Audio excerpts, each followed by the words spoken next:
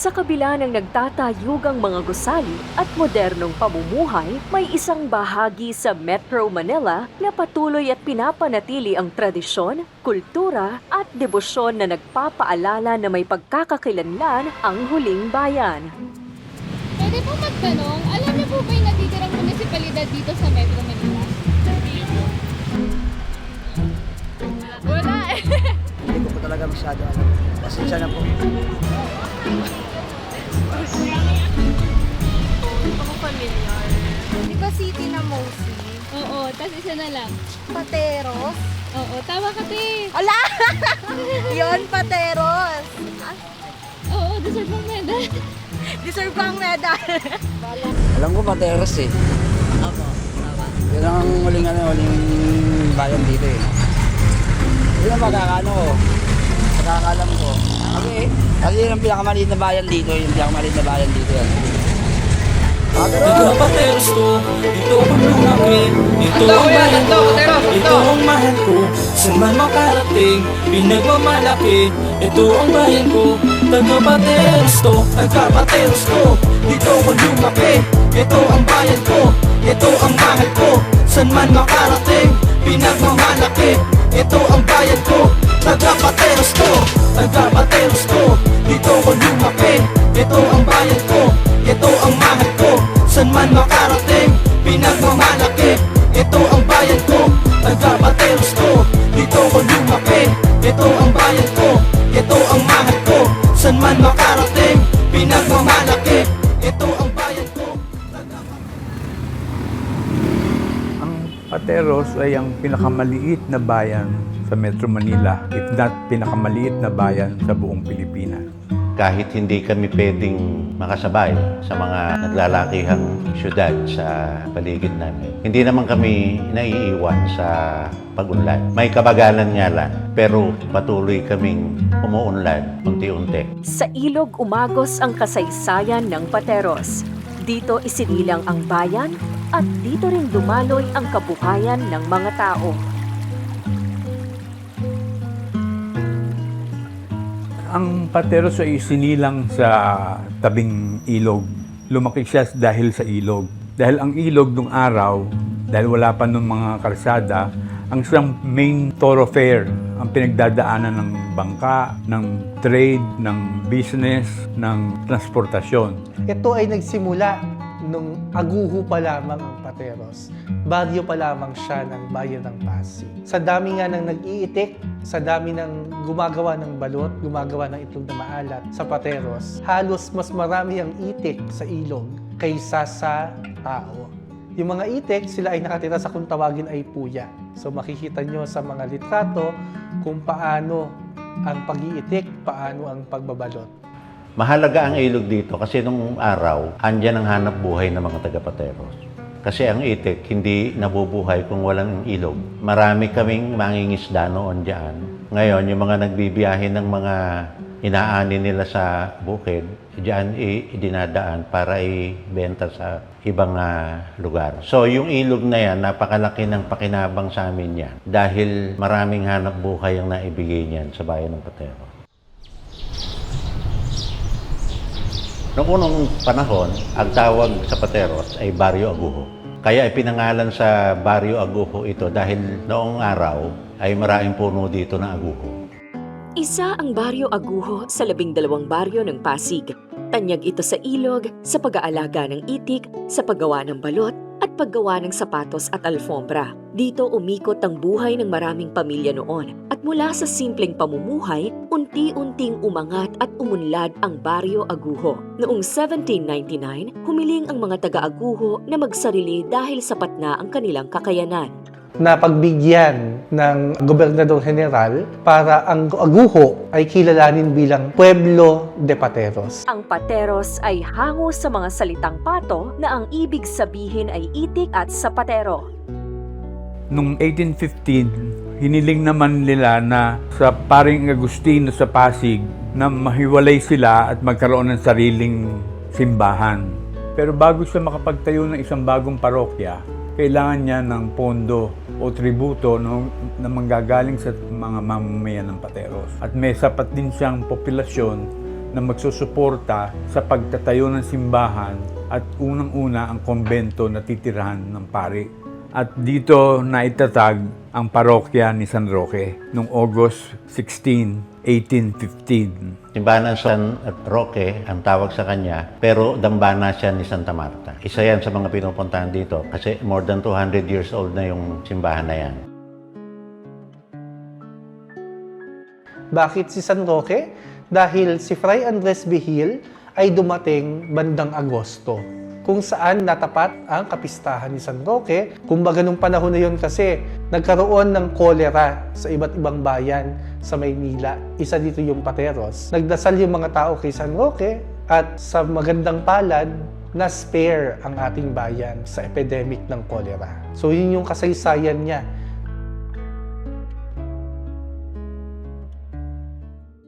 May panahon na ang ilog ay napeste ng buwaya. Naligaw siya dahil sa paghahanap ng pagkain, siguro nakita niya na maraming itik.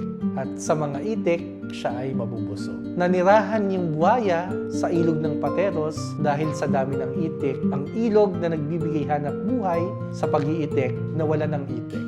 At dumating din ang panahon na yung buwayang nakatira sa ilog ay nakakagambala na rin pati sa buhay ng tao. May kinain na tao, may kinain na alagang hayop na pepeste ang ilog. Mayroong isang fraile na nagsabi sa mga taga-Pateros na padaan siya. Nakita niya na may peste ang ilog, may buhaya ang ilog. Pinayo niya na magdasal kayo kay Santa Marta. Si Santa Marta ay napadpad sa France, sa Tarascon, kung saan siya ay may ginapi na river dragon o river monster na kung tawagin ng mga taga doon ay Tarasque. Ang mga taga-Aguho ay nagdasal kay Santa Marta, nagnobena, at sa huling gabi ng kanilang nobena, mayroong bayani na lakas loob na puksain ng buhaya. Sa kanyang paglusong sa ilog, nakakita siya ng isang aparisyon sa liwanag ng buwan na may isang babae na tumungtong sa buhaya. Iyon ang pinanggalingan ng Pistang Bayan.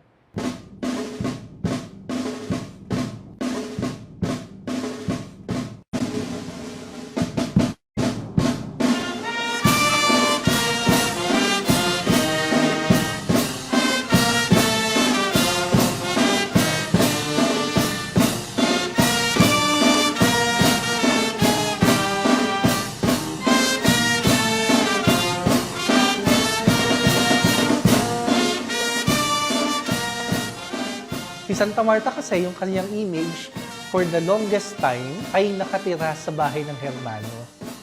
Bago magsimula ang nobena, sinusundo ng mga deboto mula sa bahay ng Hermano ang imahe ni Santa Marta patungo sa simbahan. 9 na gabi ng nobena at 9 na gabi rin ng prosesyon ang iniaalay para kay Santa Marta. Gabi-gabi itong umiikot sa iba't ibang lugar sa 10 barangay ng Pateros. Isa pa sa inaabangan lalo ay ang pagoda sa ilog. Binabaybay ng pagoda ang ilog ng Pateros. Sa unahan, makikita ang karera ng mga bangkang tinatawag na parihidores na nag-uunahan para sa premyo. Ngunit ang kaabang-abang dito ay ang kasko na sinasakyan ng imahen ni Santa Marta. Sa likod nito may effigy ng buhaya at isang bayani ang sumasayaw habang hawak ang itak na may manikang pain. Isang sayaw ng panata, panalangin at taus-pusong pasasalamat kay Santa Marta. Sa paglipas ng panahon, natigil ang pagoda sa ilog dahil halos maging lupa na ang daluyan nito at unti-unting napuno ng basura. Late 90s or early 2000, dahil umikli na ng umikli yung ilog na maaaring pagdausan ng pagoda. At talagang natigil na. Nagkaroon nga ng mga parte sa ilog na halos malakaran mo na patawid papunta ng Comembo yung ilog dahil natutuyo na ito. Sa pagkamatay ng ilog, unti-unting dumaan sa pagbabago ang pagoda. Nag-isip yung mga tao sa tulong ng Pateros JCI na buhayin ang pagoda hindi sa ilog kundi sa daan. Taong 2003 nang unang maisagawa ang alternatibong pagdiriwang ng pagoda. Ang pagoda sa daan. Sa tulong ng organisasyong JCI Pateros Balot, isa itong paraan upang mabuhay sa makabagong panahon ang namamatay na tradisyon. Mahalaga para sa JCI at sa mga taga-Pateros na mapanatili ang paggugunita ng pagoda sa modernong panahon. Very important sa aming mga taga-Pateros considering na yung modern era na unti-unting namamatay yung kultura at tradisyon ng mga karatig bayan. Pero sa amin, kahit kami na lang yung nananatiling bayan, pinipilit naming hindi mamatay yung aming kultura at tradisyon sa pamamagitan ng pag-celebrate ng aming annual pagoda sa daan. In God's perfect time, sana muli naming maibalik yung pagoda dun sa original nitong lokasyon, which is dun sa aming ilog.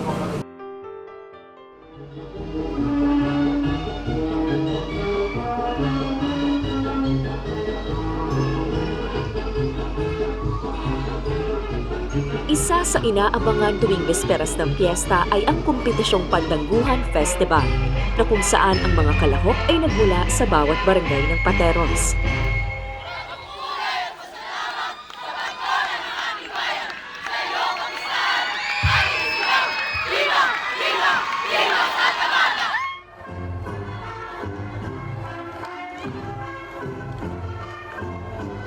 Ang pandangguhan ay talagang nakaugat or nakaduktong sa pagdedebosyon kay Santa Marta. Actually, ito ay simple steps lamang ng parang sumasayaw ka ng waltz. Sa yung mga batang sumasayaw, yung mga matatandang sumasayaw, sila ay mayroong pinagdadasal. Meron silang hinihiling. Meron silang pinapanata. Kaugat ng pagpapandanggo ay yung panata. Isang deboto at mananayaw sa Pandangguhan Festival ay ang batang si Joaquin Asturiano na sa murang edad ay masidhi na ang panata kay Santa Marta. Natuto lang po ako sa mayaw sa pagtingin ko po at pagsali po sa Nobina Santa Marta. Panata ko na po yun simula 2 years old. Naging kahit po saan sumama araw-araw tuwing 1 to 9 days.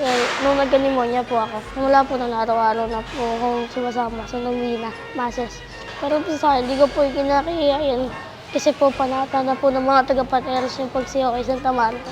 Bilang sindiboto ni Santa Marta, gusto ko po kaya atin na mga kapawang kabataan na sumama at sumayaw sa prosesyon ni Santa Marta. Viva Santa Marta! Viva! Viva Viva Santa Marta! Viva! Lalong inaabangan yung pagdiriwang mismo ng Pistang Bayan. Dahil madaling araw pa lang, nandyan na yung mga deboto, sila ay pumipila sa pahalikan para ma-venerate yung image ni Santa Marta. Since twice or once a year lang sila nagpupunta.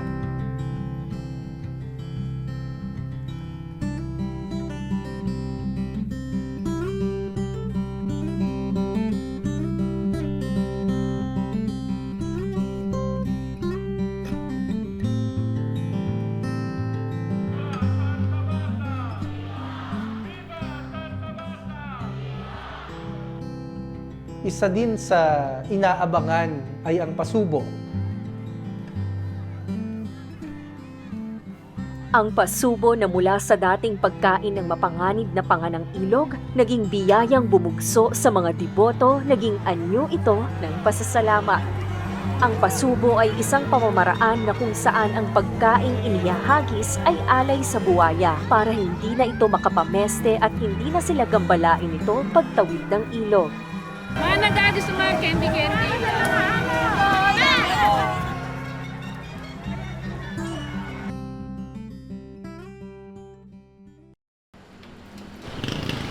Avalu.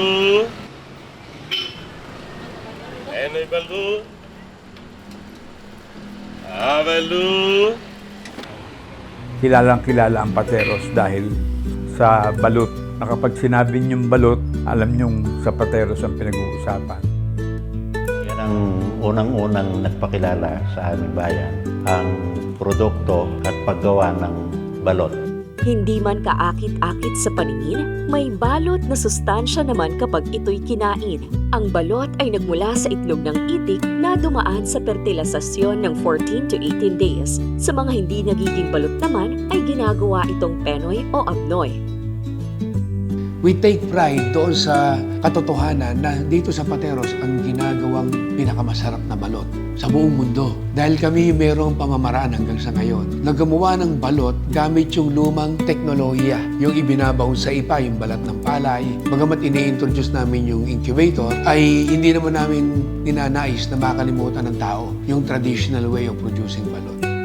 Amin namang nakilala ang natitirang gumagawa ng tradisyonal balut making na si Eleuterio Gallarque Amahan na naging negosyo na niya ito mula pa noong 1998. Ako na lang po ang natitirang gumagawa ng traditional balot making. Ito yung traditional, ayun, no? Walang kuryente yan. Ang temperatura ko dyan, dito lang sa pisngi o kaya sa braso. Kaya kung tinatakpan yan, bukas dispatcha na yan. Sa isang panyo nito, 100 ang lulan yan. Yan, 100. Atong itlog na to, may mga pecha to. Hindi po pwede, hindi katulad ng incubator yan na walang pecha. Kasi maraming naghahanap sa akin ng tradisyonal, masarap daw ang balot ng tradisyonal. So sa ganitong pamamaraan, ay nagiging proud kami na sa Pateros ay kami pa rin ang nangunguna sa paggawa ng pinakamasarap na balot na nagugustuhan naman ng ating mga kababayan sa buong bansang Pilipinas.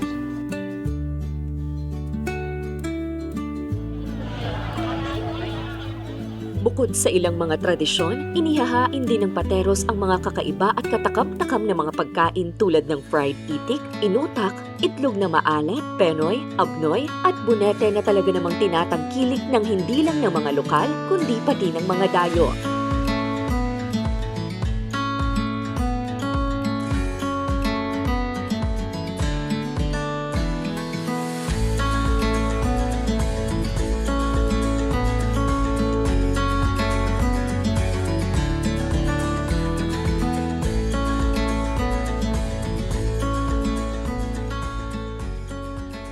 Gaya na lang ng Flores Balut na ang kanilang specialty ay itlog na maalat. Sa more than 50 years dito sa industriya ng Pateros, ay patuloy na pinalalawig ni Aling Floring ang pamanang ibinahagi sa kanya.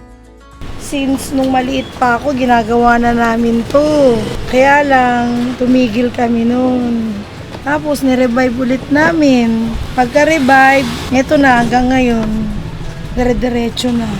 So malaking tulong para sa pamilya at the same time, muling maipagmalaki at patuloy pa rin natin iangat ang industriya ng mga taga-Pateros na dati-rate ay tinaguri ang balut capital. So meron pa rin tayong balut at maalat na sabi natin talagang masarap. Masarap at malinamnam po. Mamantika po at mapula po yung kanyang yolk, yung pula niya. Mayroon ding inihahandang panghimagas sa Pateros, ang inutak nila Aling Sylvia Ampe na nagsasabing orihinalang pamamaraan ng paggawa nito. Sinimula ng magkapatid na si Juliana Dolores Flores ang negosyong inutak noong panahon ng Hapon. Noong mga panahon gano'n, walang hanap buhay. Nakaisip yung biyanang ko na bakit hindi sila gumawa ng ganyan, ng galapong, lagyan ng asukal, lagyan ng gata, at lagyan ng tutong sa ibabaw na gata pa rin. Ito yung kakang gata na sisilbing tutong sa ibabaw. Ito ang pampasarap ng inutak. Yung inutak kasi malambot. Mayroong nagsabi, ang ipangalan natin inutak kasi nga parang utak siya, malambot. Mahirap mawala yan. Dahil lagi sinasambit ng tao yan. Inutak. Masarap sa Pateros. Kung may lechon Cebu, meron ding lechon Pateros. Isa ang Lambertas lechon sa pinakamatagal na industriya sa Pateros na mula pa noong 1890s ay buhay na ito. Isa sa nagpapatuloy nito ay si Michael Harold Tanga na mula sa 4th generation. Ang Lambertas lechon, ito yung binana namin mula sa lola namin na si Lamberta Ramos Tanga. Ang recipe ng Nanay Berta hindi namin iniiba. Hanggat ngayon, yun pa rin ang ginagawa namin. Kasi dahil nga minana namin mula sa kanya, kailangan ganun pa rin ang paggagawa ng lechon. Sa lechon ng Nanay Berta, mas juicy siya. Tsaka wala kami pinapahid na mantika. Sariling katasan namin yung ginagas. Tsaka mas natural yung pagluluto namin. Di tulad sa iba, oven, makina. Sa amin, mano-mano namin ginagawa. special. Dahil dito kami nabubuhay, tsaka napag-aaral kami ng aming tatay dahil sa pagleletsyon.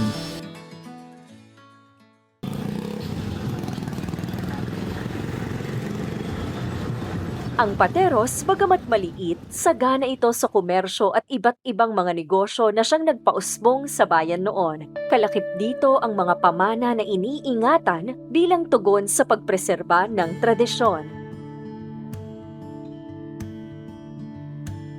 Marami talaga mayaman din sa Patero. No? Yun din siguro ang dahilan kung bakit napakaraming bangko rito, no? Sa kabila ng kaliitan namin. Ano? At talaga naman sa kasaysayan ay talagang naging sentro din kami ng komersyo before. Ang totoo, dati yan ay iisa ang gobyerno ng Taguig, Muntinlupa at Pateros. At Pateros ang sentro. Nandito ang seat of government. Isa kami siguro sa local government na pinakamaraming bangko. No? Actually, baka nga tinatalo namin yung ibang local government kahit mga lalaking city sila pagdating sa bilang ng mga bangko. Halos lahat ng bangko nandito sa bayan ng Pateros. Sa Pateros din, ay makikita mo rin naman dito ngayon yung malalaking negosyo. No? So marami pang mga ibang uri ng negosyo na talagang nandito na sa bayan natin.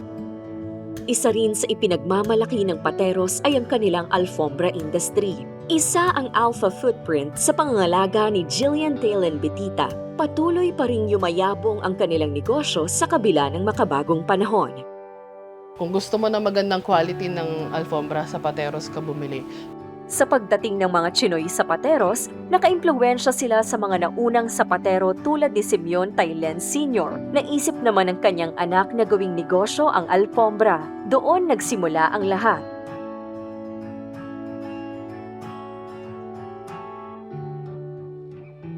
Alfombra is Spanish term siya ng carpet. So ito yung pinanatili talaga namin. Yung instep niya is the carpet itself. So may balahibo siya, ganyan. Pag sinuot mo siya, very comfy sa paa na parang feel at home ka lang talaga. Siyempre, minake sure namin na yung quality, mas matibay pa rin siya, mas maganda, and fit talaga swak sa paa. From scratch talaga yung alfombra. So everything dito, gawang kamay. Yung mga hulma namin dito na ginagamit namin, yung panghulma nung nakaraang, way back years ago pa. Kasi I still believe na may mga tao na they value quality over quantity. Just because naging family legacy na namin to, hindi talaga namin siya ma-let go. Kasi yun yung last na hiling talaga ng lola ko. Huwag naming bibitawan ang footprint alfombra. Kasi yung alfombra, nung way back, 1980s, 1990s, isa talaga siya sa bumuhay sa pamilya namin. Nagbigay ng trabaho sa maraming tao, maraming natulungan and all. And aside doon, trademark din kasi siya ng Pateros. Kaming may mga alfombra at balot, ang suporta ng munisipyo sa amin, business exempted kami, may business tax exempt kami. So, sobrang laking suporta na yon sa mga business owners ng alfombra at saka ng balot. Small but terrible. Kahit na kami yung huling-huling municipality, meron pa rin kaming ibubuga. Pag pumunta ka sa ibang lugar, uy, balot, uy, alfombra, Pateros yan. It's the pride. May tatlong pamantayan para maging syudad ang isang munisipalidad. Una, ang land area. Pangalawa, ang populasyon at ang panghuli ay ang income o kita. Pag tinignan nga natin yung tatlong criteria na income, population at land area ay pare-parehong hindi namin kayang i-comply yan sa ngayon. Ano? Pagdating naman sa population ay talaga medyo mababa kami dahil maliit nga ang land area at bumababa pa lalo ito dahil kami ay nagre-relocate ng mga nakatira sa tabing ilog o yung tinatawag natin mga informal settler families. Pagdating naman sa income, ay hindi pa rin kami qualified sa ngayon. Bagamat palapit na ng palapit ito, no?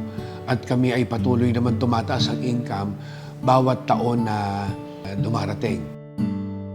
Kung may posibilidad bang maging syudad ang Pateros, ito ay sa pamamagitan ng pagpasa ng Legislative Act at tatawagin itong Special City. Doon sa laban natin sa Port Bonifacio na pinangungunahan ni Ado Rosales, ay malaki ang suportang binibigay natin. Ano? At marami rin tayong ginagawang mga programa para ipamulat sa tao kung ano ito yung laban na ito at kung bakit nila dapat suportahan. So kung titignan mo yung history, mas maganda itanong mo kay Ado Rosales. Yan, no?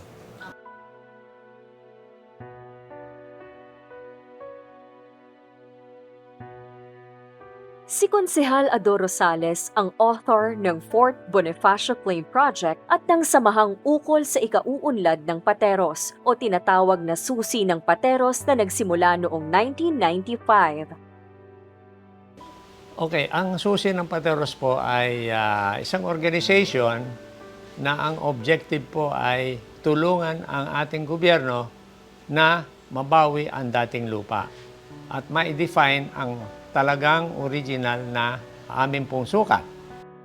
Ang main project ko po dito sa munisipyo ay pagbawi sa dating lupa ng Pateros o kaya ay yung pag-claim po doon sa Barrio Mamangkat na kasalukuyan po ay kinapapalooban ng Global City, McKinley Hills at 10 barangay ng Fort Bonifacio.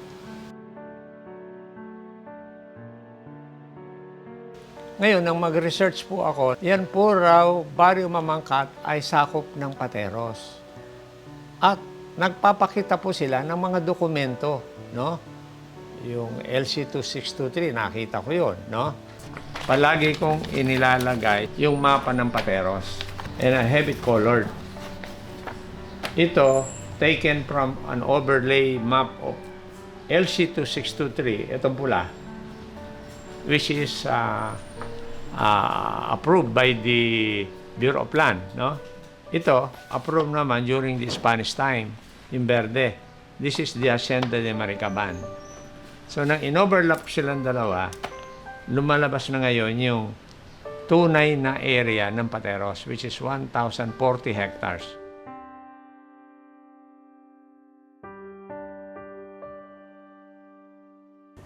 Isinulat ko ang aklat ng Pateros sa dahilang nakita ko noong year 2000 na giniba ang isang portion ng aming kumbento.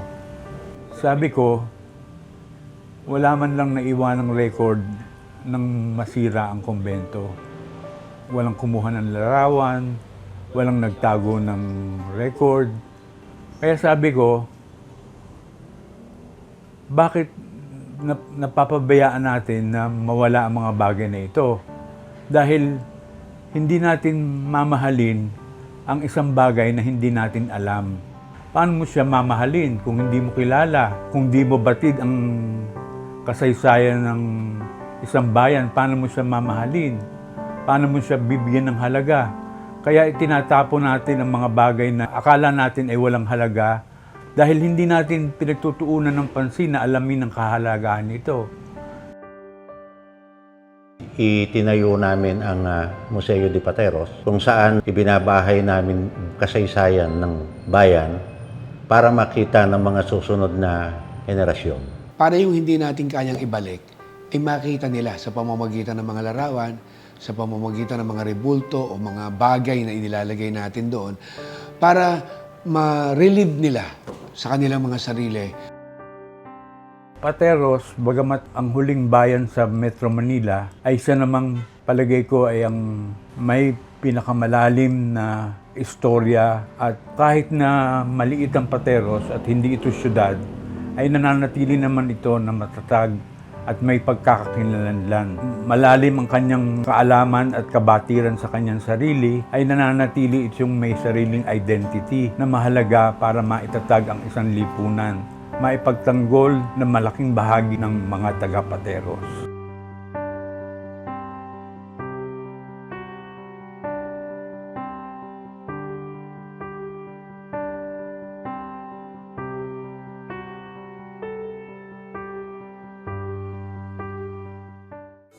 Pateros to, ito ang lumaki, ito ang bayan ko, ito ang mahal ko, saan man makarating, pinagmamalaki, ito ang bayan ko, taga-Pateros to, taga-Pateros to, ito ang lumaki, ito ang bayan ko, ito ang mahal ko, saan man makarating, pinagmamalaki, ito ang bayan ko, taga-Pateros to, taga-Pateros to, ito ang lumaki, ito ang bayan ko, ito ang mahal ko, saan man makarating.